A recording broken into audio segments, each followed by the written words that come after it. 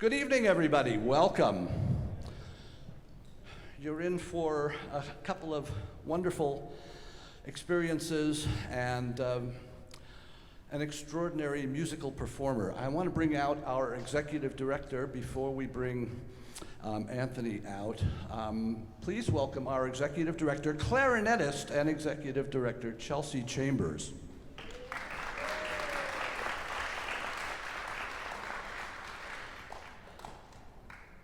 As I'm sure you can imagine, and I think a healthy portion of our audience is represented by this comment, Anthony McGill's presence here has created a lot of interest in the clarinet community.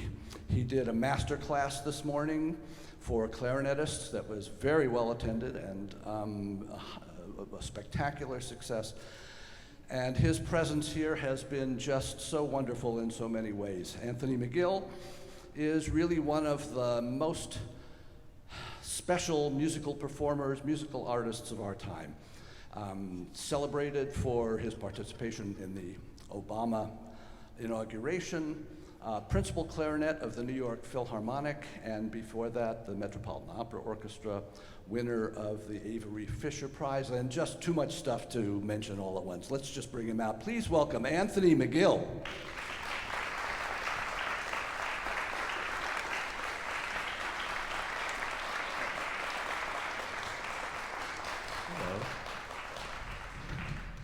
So we're going to just chat a bit. You want to start, Chelsea? Half of our staff are clarinetists. So. And I actually played a master class for Anthony. I was a clarinet major through a master's, but it was at UCLA. My professor was Gary Gray, and it was probably circa 2005, and I think I played a Brahms sonata. Do you even remember me? I remember of course being you there. Yes. It's okay, it's okay.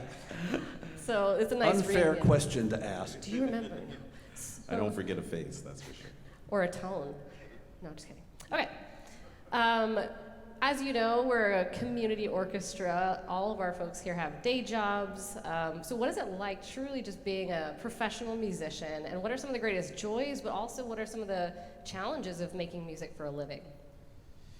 Yeah, I think, I always go back to feeling like super grateful and lucky, and I'm not one of these musicians that is very bitter or angry about the great opportunity is I'm afforded to be able to play music for a living. So I'm actually a pretty positive person when it comes to that, appreciating that. But it does come with challenges. One is just kind of the amount of travel and being away from home that has to happen. Even when I am home, I have a day and a night job, because I have performances maybe mostly 4 times a week throughout the week, and then I have to teach while I'm there, and I have rehearsal in the morning, and so it's pretty busy even when I am at home.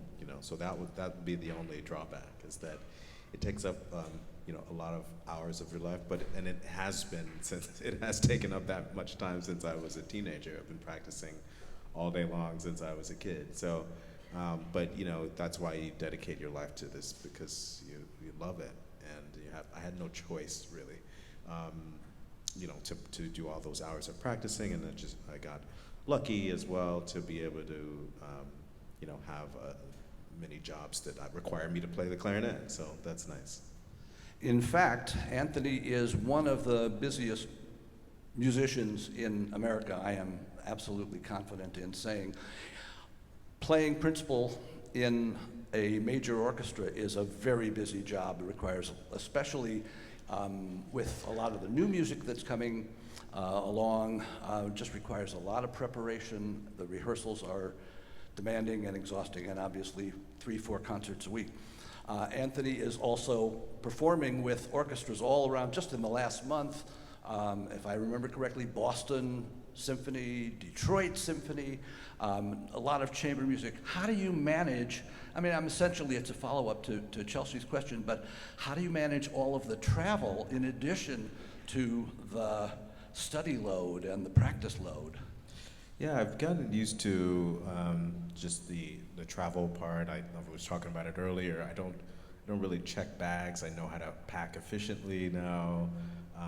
You get used to staying in hotels and traveling around. One thing that is really nice is that and this is, over the last few years I've been traveling a lot more than ever, but you make friends everywhere.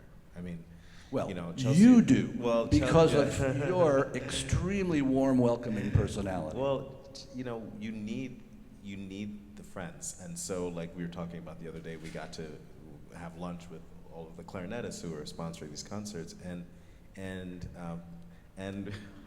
we're we just immediately have all of these things in common, and often when I'm traveling to different cities, I have actual old friends that live in the different places, and I'm like, oh my gosh, you're here, oh, that happened here, the concertmaster this week. It's like I'm really close with her sister. I was in the orchestra with Deborah's sister, and so it's really nice to be able to meet other musicians, and that's kind of how I fell in love with music too. It's just being around. I like being around music people, and get to meet new people and audiences and stuff in it. So it's fun. And when you're performing with different groups all the time, you learn to get to know each other very fast, to read each other, to communicate very fast, because you have limited amount of rehearsal time, and you just cut through the formalities and embrace the music. Yeah, we just, when we met the other day, it's like I felt like we'd known each other a long while, actually. And music does that. When you study the same stuff, you know the same music, there's a kind of camaraderie, but also a familiarity that you have with fellow musicians that really respect the art form as much as you do, and you can tell right away when that happens. There's this comfort around people that also love music just as much as you do, and it shows, and you can feel that energy right away. We have some students in the audience. If you're a music student, can you raise your hand, please? Woohoo! There's a masterclass performer here that was maybe a couple. There's Ethan. I don't know if there's others. We might as well get on with the concert now. We have like a full audience right here. Right? Let's just get started. So, when you were 8, 9, 10, when you started, this is a two-part question. Did you ever envision yourself where you are today? And what would you tell the students here about the longevity of making music through your later years? For our orchestra, it's one of the beautiful things that our folks love to do is they make music in their off hours. Obviously, you do it full time. But what can you speak to the music students here in the audience about making music for a lifetime? And then maybe start with the preface of how you envisioned your future when you were their age. Yeah, I didn't know what would happen, of course, in the future, but I just knew I wanted to be around music, and I was going to be a musician no matter what, and I wanted to be around music. And I really think that for me, there's no difference between, there's no difference between being a music lover and being a music performer. I know that sounds weird, and there's no difference between someone who does a different job during the day and someone who plays music at night. For me, it feels like it's all good, it's all great and excellent, because I know that in my own life, I have many different interests and likes and loves, and yet I just happen to be still playing just because of some circumstances in my life, and our lives are like that. And so I feel like I still would love music just as much if I did different things and I had other interests and other jobs and other pursuits. And I would, for instance, someone always asks, what would you do if you couldn't play music anymore? And I would still have a deep love of music. I think I would adjust to that new life, and maybe I would I would probably have more time to dive more into studying scores and studying, I played in the opera for 10 years, and I tell people this, I'm not proud of it, but I don't even know what the stories are of some of the operas I was playing, because I'm a music player. That's how intense, that's what I do. And of course, I know the scores by heart, but there's so much that you can dive into when it comes to the study of music, that I think it's really important to appreciate that and know that People always say, I don't know anything about music, I just like it. It's like, some people that listen to music know more about music than I do. You know, so you have to, it's all perspective, and appreciation is really important. Both I Anthony don't know and... if I answered the second part of your question, but Want to do that? what was that part? Oh. Just the students in the audience, and how do you cultivate that love of music, and how do you keep up playing Oh, yeah. their whole lives? Oh, yeah. So I would say listening and loving music is very important. Listening has to continue. Listening and always continue. And that's where you learn the most, I think, about how to be a great musician. And it's really not, it's not about, I think we have to fight against constantly as critical musicians it's not about judgment, it's about process. And it's about a consistent pursuit of excellence and betterment of one's abilities. This doesn't matter if you're a professional, an amateur, or whatever, or a beginner. What you're doing every day is trying to get better and better and better and better. And that doesn't stop because you accomplish things professionally. That doesn't stop at all. That continues. In a way, it's probably, it drives us crazy at some point, because you have to be happy with plateaus, you have to be happy with dips, you have to be happy with ups and downs and bad notes and right notes, and it's all the same. It's all life of a musician. You're just constantly creating. And savoring the richness of the musical experience that's happening this very moment. Yes. Living in the moment musically is what I think also communicates to an audience. You and your brother, who is in a very similar parallel career as a soloist and principal player in a major American orchestra on the flute, Damare, you both wound up as woodwind players. Was there an influence in your life that got you on these parallel, spectacularly successful careers? Well, the influence for the woodwind instrument in particular was kind of by accident, because we had an electric keyboard in the house, and we were taking piano lessons. And the teacher around the corner was like, you need a real piano. And my parents were like, well, we can't afford a real piano, so this is all we have. So fortunately, years before, my mom bought my dad a metal silver flute because he liked the instrument. They would get together and have little jam sessions at parties and stuff. And so there was a flute that happened to be in the closet, like collecting dust. And my dad never really played it, so my brother picked that. And that was like when life changed. And he fell in love with this instrument, and it was his voice. And that was it. And I heard him practicing for about 3 or 4 years or more before I ever picked up an instrument. And so I wanted to play a woodwind instrument for sure. But how did you get to the clarinet? Well, there was a table in like 4th grade with all these instruments, and they were starting a band, and I picked up a saxophone, and it was bigger than I was. I see pictures of myself at age 9, and the clarinet was like this far off the ground,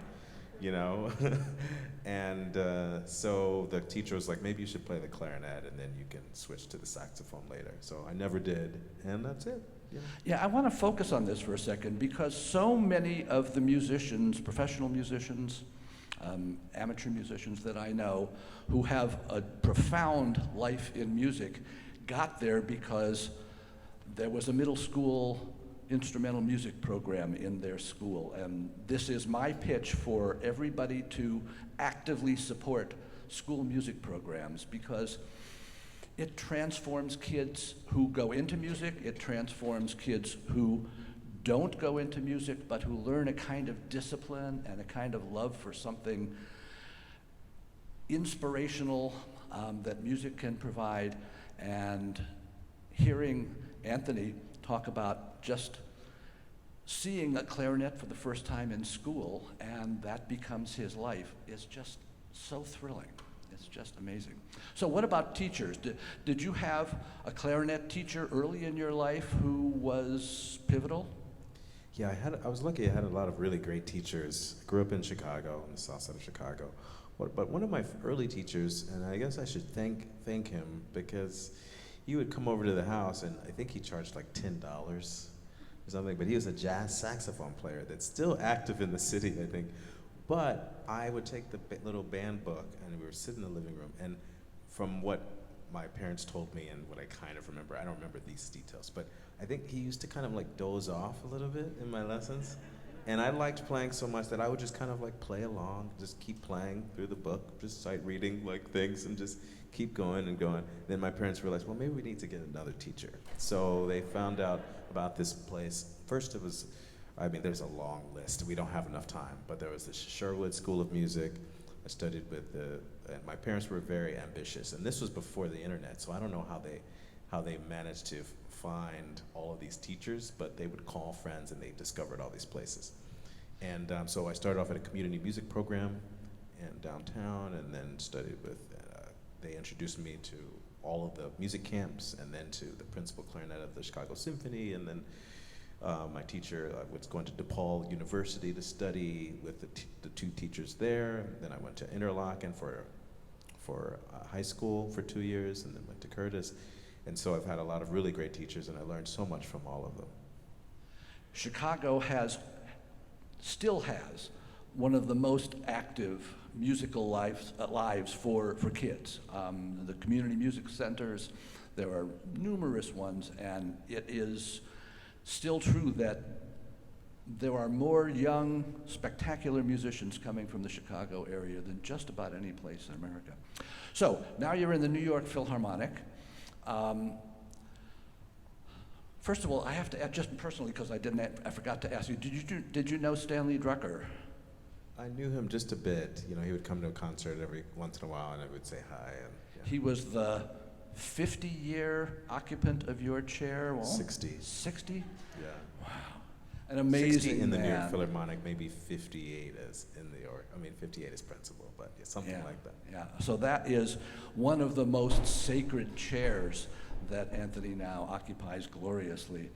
How is the Philharmonic being changed in various ways with a new hall, essentially a new hall, and incoming new music director Gustavo Dudamel, who they are stealing from our California musical life? What's that looking like? Oh, it's looking up. It's looking positive. Looking forward to this so much. It was such a big, really it was a big gift, but it's kind of a surprise. They kept it really hush-hush from like the whole orchestra. And the orchestra wanted this, of course, and desired that, but didn't know it would happen. It didn't know it would happen so quickly. But with the new hall and all of the excitement surrounding it and the success of it, and with Deborah Borda, of course, being the leader that she is, I think Dudamel felt that it was just right. It's a great time for the orchestra. We have so many great musicians in the orchestra, and the culture of the orchestra is changing, and it's more positive and welcoming and open, and they're trying new things, and it's an exciting, really exciting time for all of us. I want to switch gears into a bit of repertoire and what's coming up for you later this year. We spoke yesterday briefly about your beautiful work in the chamber music realm with living composers, BIPOC composers, and if you can speak a little bit, you're playing the classics tonight. I loved seeing your rep list and all of the beautiful new works for clarinet, which I myself am not yet familiar with. So would you say that some of the classics are just as relevant as they were when they were first written today, or if some of those newer works might relate to current audiences better or not, and why? Yeah, I think there's I suppose you could call it a new generation of composers that are living, that are writing music that is, it used to be a bad word. That's how you know what the kind of culture of classical music used to be, but I will say it because no one's offended by it anymore, is they're writing music that is accessible. And that just means that, you can sit in a room and listen to it and not want to walk out, which is good, right? So anyway, there's a whole generation of composers now who are writing music that is challenging, but that's relevant, that tells stories, that talks about life today, that that can be described. The composers can get up and talk about it now. And there are all these things that are going on that it used to be frowned upon. Speaking to your audience, first of all. It's like, no way. And now that is changing. And so I recorded the newest album with the Pacifica Quartet. Has composers, all American composers, but from different backgrounds. And it's wonderful to play music by Valerie Coleman, who's a fantastic composer, James Lee III, Ben Shirley, and Richard Danielpour. And I think it's a testament to what's going on. And like our previous album with the Pacifica was the Brahms and Mozart quintets. But they've recorded Carter, they've won Grammys for recording Carter cycles and all these things. But to have musical partners where you can try new things and do new things and then have audiences that really respond to those pieces is really special. So we're going on, we've gone on many different tours already, but we're going on another mini tour in a few weeks, touring some of these works that all have a story to tell. So we named the album American Stories, because I feel like, sometimes there's like a bad connotation with this in certain circles right now in America, but this whole concept of identity. And so, I think identity is a great thing. And the diversity of those identities is what makes America great, I believe, is that we're not all the same, and we all have different stories, and we come from different places, and we can tell those stories.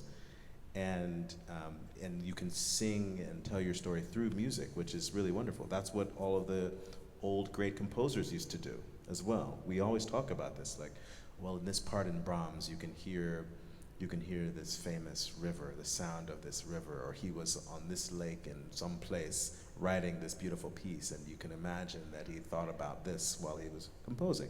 We've always done this. Composers have always taken from their own lives and their own nationalities and identities and put it in their music or their beliefs, all of these things. And so music was never like, let's not talk about anything that has to do with anything. No, like composers used to write directly to God, for God, they used to write, and then they started not doing that, expressing their geography and their nationality. And so I think music is still doing that, and that's what makes music rich, is that we can appreciate it.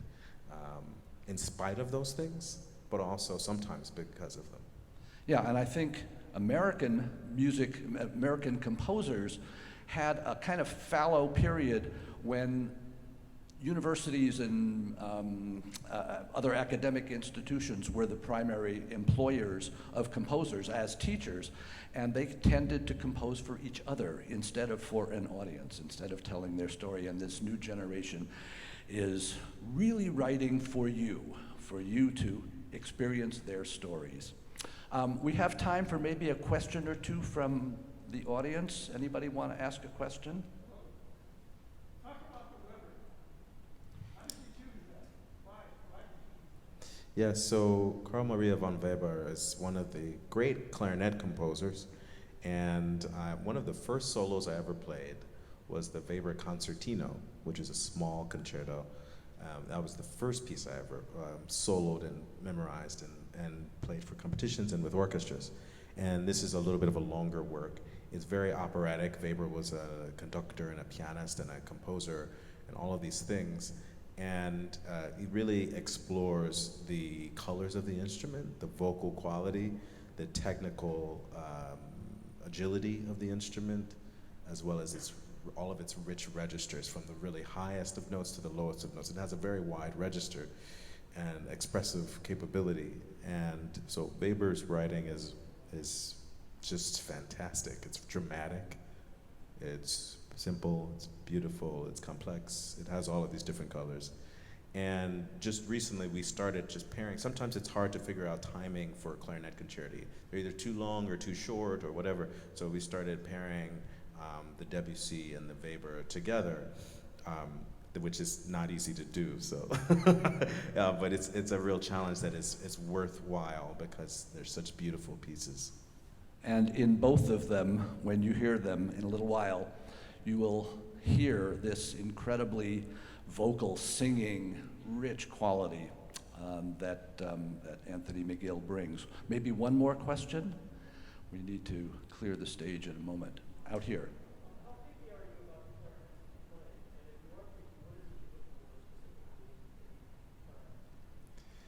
Oh, I think I'm usually looking for the clarinet sound, or the type of clarinet, or what it does. I'm looking for for me to be able to want to make music on it. And then over the years, it's about what do I like better about this instrument than my previous instrument, and I just go from there. And that's really hard to describe, but it should feel like I am singing on it, and it feels like a voice that I like to hear, but that I like to phrase with. It's my vehicle for phrasing, my vehicle for expression. And if I feel like I can do that really well on any instrument, I'll play it. That's just the simple answer, of course. We are so pleased that you're all here, and we are just so privileged and thrilled to have with us this week Anthony McGill. Please enjoy the concert. Thank you you, so Anthony. much. Thank you, Anthony. Thank you.